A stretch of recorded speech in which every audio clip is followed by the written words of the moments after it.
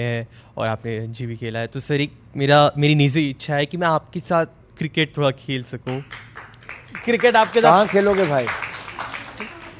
यहाँ पर खेलेंगे तो आपके लिए बैट बॉल हमें मंगाना पड़ेगा। मैं देखता हूँ है कि नहीं बैट बॉल इधर है भाई, है। हाँ। आइए आइए आइए, तो अब चलो आइए आइए आइए, पहले आ जाओ खेल लेते हैं। अब आप एक बॉल करिए। मारूंगा नहीं, रोकूंगा, ठीक है? कि मार दूं? मार दें? चलो क्या के मारता हूं, देखो बताओ कहाँ मारना है। नहीं नहीं, वीडियो बॉल मत तुड़वाना भाई, ऊपर ऊपर मारे। हमारी लाइट और वीडियो बॉल मत तुड़वाना। चलो चलो, ओ वही लगी ना जी, जैसे ही। ओ चलिए, बॉल ही खो गई।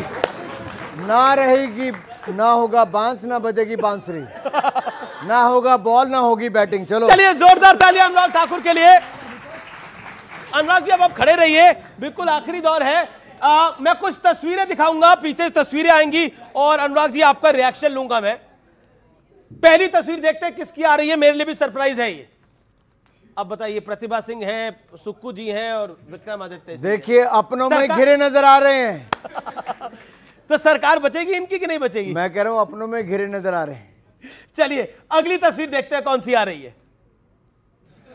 राहुल जी और प्रियंका जी खरी खोटी सुना रही हैं कि सलाह दे रही हैं? अच्छा चलो, ये मानते हैं। ऑडियंस कह रही है सलाह दे रही है कि इलेक्शन मत लड़ो, पर लड़ रहे हैं वायनाड से। वैसे कहीं प्रियंका जी टिकट तो नहीं मांग रही? जी चलिए अगली तस्वीर देखते हैं कौन सी आ रही है। अब ये सब दो तो बीजेपी में आ चुके हैं, तीसरा कह रहा है कि कांग्रेस में कोटरी कल्चर है, कांग्रेस समाप्त हो चुकी है, आपस में झगड़े हो रहे हैं हमारे। देखिए, दो के तो मैंने बयान सुने कि कैसे त्रस्त हो गए कांग्रेस में। जी, दूसरा मुक्केबाजी करके आ गए हैं। जी अब अगली तस्वीर कौन सी आ रही है? मेरे पीसीआर कह रहा बड़ा सरप्राइज है अनुराग जी के लिए, देखते हैं कौन सी है। ये तो आप ही की है। मैंने फिर एक ये बार, लग नहीं रहा कोई नेता है वैसे, मतलब लग रहा है कि कोई हैंडसम बॉय है। ये पार्लियामेंट के बाहर की फोटो है, नए संसद भवन के बाहर। और मैं क्रिकेट खेलता रहा तो मुझे पता है हैट्रिक का मतलब क्या होता है। आपको भी पता है हैट्रिक का मतलब क्या होता है? तो हैट्रिक यानी कि तीसरी बार मोदी सरकार और तीसरी बड़ी अर्थव्यवस्था बनाने के लिए हम सब तैयार। जी अगली और आखिरी तस्वीर है, देखते हैं किसकी आ रही है और क्या हो रहा है। सचिन तेंदुलकर क्रिकेट खेल रहे हैं कश्मीर में और फॉर्मूला रेस हो रही है कश्मीर के अंदर। यही बदलते भारत की तस्वीर है। कश्मीर में कितनी शांति आई है। आप कभी सोच सकते थे कि सचिन तेंदुलकर श्रीनगर में जाके, कश्मीर के किसी हिस्से में जाके हमारे कश्मीरी भाई बहनों के साथ क्रिकेट खेलेंगे? कभी सोचा था? अरे आप तो छोड़िए, राहुल गांधी जी, प्रियंका गांधी जी भी कभी कश्मीर जाने के बारे में सोच ही नहीं सकते थे। अगर यात्रा के बाद किसी ने जाके वहाँ पे भी छुट्टियाँ मनाई तो मोदी सरकार ने इतनी शांति लाई है कि दोनों भाई बहन बर्फ़ के गोलों के साथ खेल रहे थे।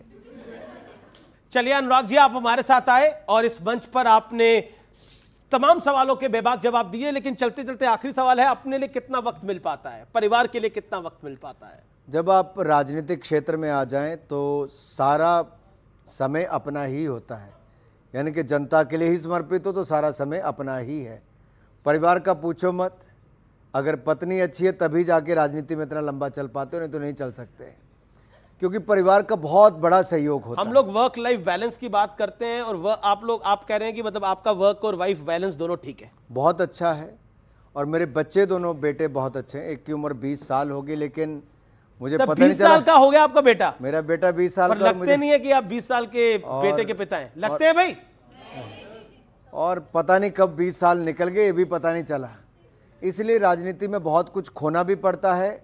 लेकिन आप जब देखते हैं, कभी पब्लिकली आके बैठो, किसी की बेटी आपकी गोद में आके बैठ जाए, किसी का बच्चा आएगा और फिर गाना गाना शुरू करेंगे, राम आएंगे तो कुछ गुनगुना दीजिए। बाकी लोग एक बारी हो जाए। मैं मनोज तिवारी और नहीं, मनोज तिवारी तो नहीं, फिर भी ना, क्यों बाकियों को भगाना चाहते हैं?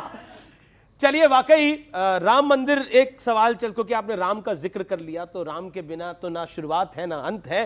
तो जब राम मंदिर बन के तैयार हो गया और जब रामलला के दर्शन हुए, मैं आपसे जानना चाहता हूं कि धूमल साहब का क्या कहना था, क्योंकि उन्होंने तो वो पूरी लड़ाई देखी, वो पालनपुर का अधिवेशन देखा, जब बीजेपी ने वो सुंदर सपना देखा रामलला का मंदिर बनाने के लिए। तो धूमल साहब का क्या कहना था, आपके पिताजी का क्या कहना था? बहुत दुख होता था कि अपने ही देश में ये कैसे स्थिति है, लेकिन निर्णय आने के बाद 2 साल के अंदर ही भव्य राम मंदिर का निर्माण करना और जो प्रतिमा बनी है वो किसी को भी भावुक कर दे, वाकई मन मोहने वाली है।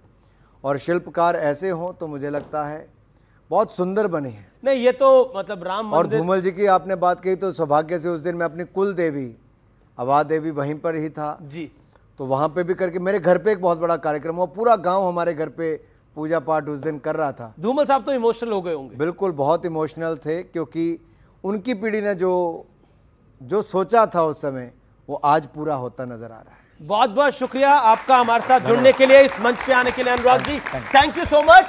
लेकिन मैं आपको बताऊं, मैंने अपने जीवन का जो पहला इंटरव्यू किया था वो तो बादल साहब का किया था, लेकिन मैंने जो अपने जीवन का सेकंड इंटरव्यू किया था वो धूमल साहब का किया था। आपका बहुत बहुत शुक्रिया हमारे साथ जुड़ने के लिए और इस कार्यक्रम में आने के लिए। जोरदार तालियां अनुराग ठाकुर साहब के लिए, केंद्रीय मंत्री के लिए। तो फिलहाल इतना ही व्यूअर्स, आप सबको मेरे नमस्कार, जय हिंद और वंदे मातरम।